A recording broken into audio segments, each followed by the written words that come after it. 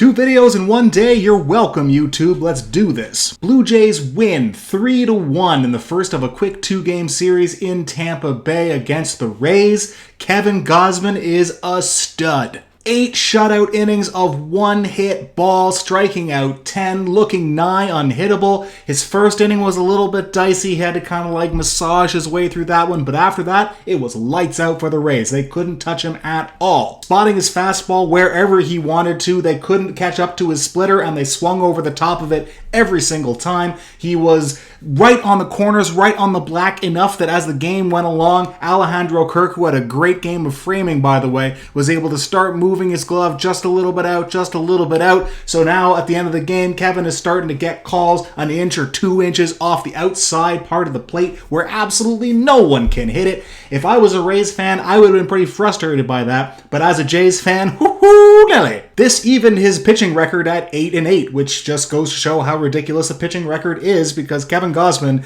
is outrageously good. He has been a fantastic pickup for this team. Without him, we wouldn't even be sniffing a playoff spot. And him and Manoah as the top 2 pitchers going into a potential playoff series, I feel pretty good about it. The offense came in the form of an RBI single from Bo Bichette in the first inning off of Rasmussen, who was also very, very good in this one. And then a couple of dunkaroos after a walk by Tapia and Jansen brought home 2 runs to give the Blue Jays a 3-0 lead after it had been 1-0 for the whole game. And it's a good thing they did that too, because Taylor Walls, as the first batter against Jordan Romano, tanks one out to right field to get the Rays on the board, but instead of being a tie game, it's just, oh well, a fly ball that went over the wall, let's just keep rolling. And Jordan Romano never looked back, shut the door the rest of the way, and the Blue Jays win. It was nice. Tack-on runs, man. They're everything. This moves the Blue Jays to 13 games over 500, which is the best they've been all season. So let's keep it rolling, boys. We're trending up. I said this was going to be a short one, and I meant it, but I have a few more thoughts about the trade deadline after having marinated in it for a couple hours, so here are those. First, one of the reasons why I think this feels so bad, despite the fact that the Blue Jays, I think it's hard to argue, they got better. Like, they addressed some issues of need. They needed another starting pitcher. They got a starting pitcher. They needed some bullpen help. They got some bullpen help. They felt the need for Whit Merrifield. Well, never mind. We'll get back to that. But the Blue Jays got better, so why does it feel like this was a wasted opportunity? It's because the Yankees, the Astros, the Twins, and the Mariners all got substantially better, like way better than the Blue Jays got. And I don't know, really, if those teams are truly better than the Blue Jays in their current states, but the depth to which they got better cannot be denied. All those teams are better than they were a couple days ago, and the Blue Jays are, but just a little bit, and it feels like we're being outpaced. Second, I think people wanted the Blue Jays to go for the bigger names, and it felt like they weren't even really in on the big ones. Apparently, they kind of kicked the tires on Juan Soto, but were never really serious. They were never really in any of the trades for any of the bigger pitchers out there. And people are kind of upset about that because they want the team to get the big fish, if only so that the teams we're fighting against don't get them themselves.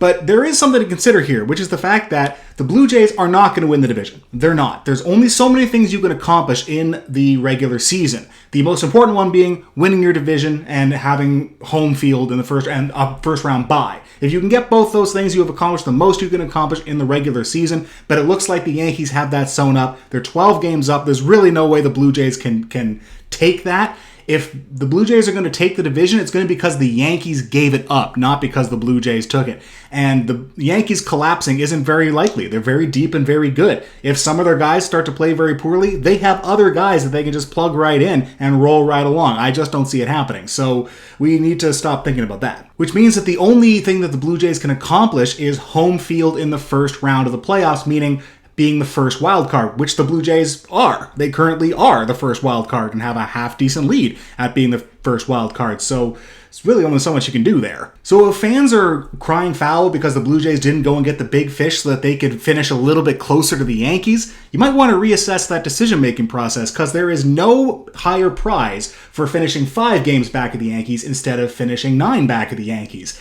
At the end of the day, you're behind the Yankees, so the best you can do is the first wildcard spot, which the Blue Jays currently have, so there's really not a whole lot left to accomplish here. Third, and if you want the team to be really, really good for the postseason, listen, I get it. That would be a really nice thing to have the Blue Jays be the best version of themselves for the playoffs.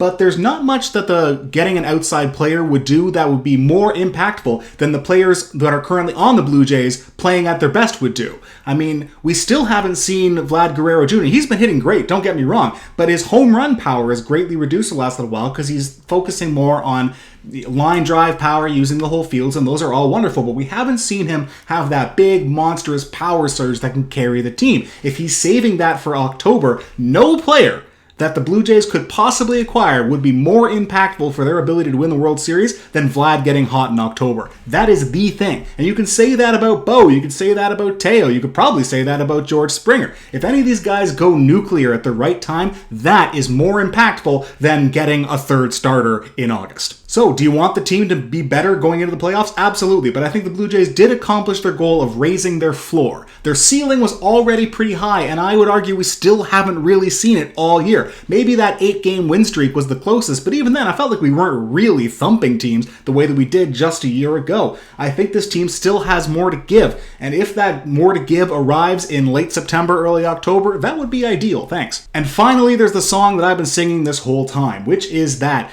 all you're looking to do in a whole 162 game regular season, and no one wants to hear this because it does make 162 games seem a little ridiculous, and maybe because it kind of is, but it's all you want to do is make the playoffs. In baseball, more than any other sport, people talk about how random hockey is, but the randomness really is, do you have a hot goaltender or not? That's kind of a coin flip, but that's the level of randomness. Absent that, the better team is going to win. I mean, there's officiating too, but that's Leafs bias. I'm not going there. But baseball really is, when you get into the playoffs, you are buying a lottery ticket. You are one of 12 teams that has a lottery ticket. If your team number comes up, great, you win the championship. If it doesn't, better luck next year.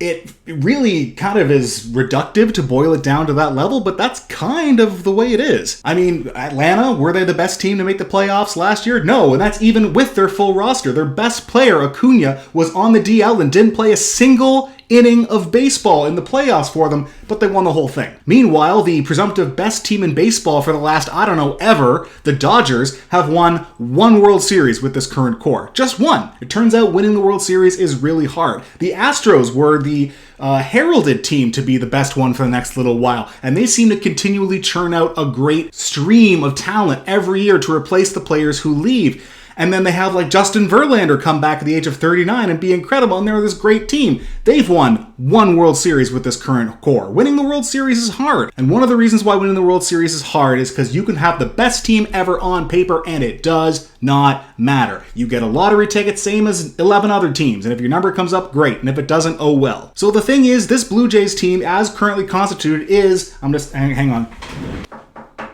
is good enough to make the playoffs. And if they do, they get a lottery ticket. And then it's all out of our hands and we just get to watch the game and have really high stress levels. So yeah, the day is coming when the Blue Jays go out and get the big fuck you free agent and go and get the big fish on the free agent market and dunk all over everybody. But that kind of move is happening when like you feel like your window is this year or maybe next year and then that's it. The Blue Jays, their window is just starting to open. They are still very young, very good, with players who are still just scratching the surface of what they're capable of. Yes, they've added some veterans, and I am totally on board with the idea that we need to win very soon because George Springer is going to start to get worse. But if they're at the point where they can start throwing around money on guys like, Whit Merrifield, who sucks and is still owed a whole bunch of money for the next 3 years, clearly they don't really have those payroll problems that we have been so worried about. So if that's not an issue, then let's just go get another George Springer in 2 years. Whoever the big free agent fish is in a couple years, let's go get him, whatever.